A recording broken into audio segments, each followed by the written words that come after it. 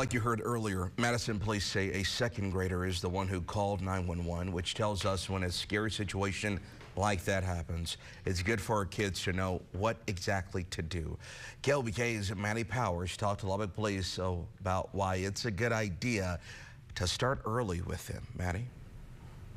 It's something that every parent hopes their child never has to do, calling 911.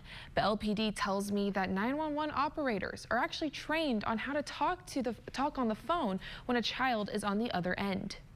So it's something we take very seriously in our household with the range of kids that we have. Stephanie Turner is a mom of 4, ranging from ages 3 to 8 years old, and says teaching her kids who to call in any emergency might be a tough conversation at first, but gives her a reassuring feeling. I think it's definitely a conversation that you should start early.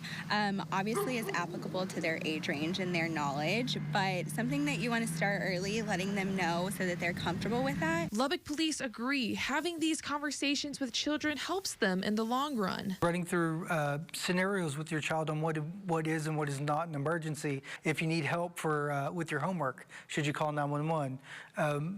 And again, no. In an emergency, most dispatchers will ask questions that the kids will need to know the answer to, like their phone number and address, along with being able to explain what's going on. We don't want them to be fearful of any repercussions, and if there is a child that doesn't know if their scenario qualifies or not, go ahead and give us a call, and the dispatcher can actually ask enough questions to get them an answer. A most recent study done by the American Academy of Pediatrics found that 60% of children between the ages of 4 and 9 were able to recognize when an emergency was happening, and only about 16% of them were able to answer a dispatcher's questions.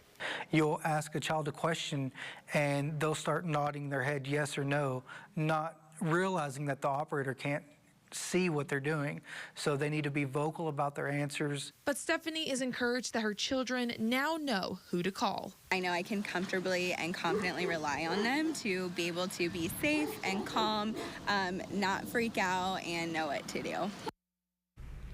And remember, when anyone dials 911, calls are routed through the police department to ask those detailed questions that they may ask a child to answer to determine if the situation needs police, fire, or EMS services. Maddie, thank you.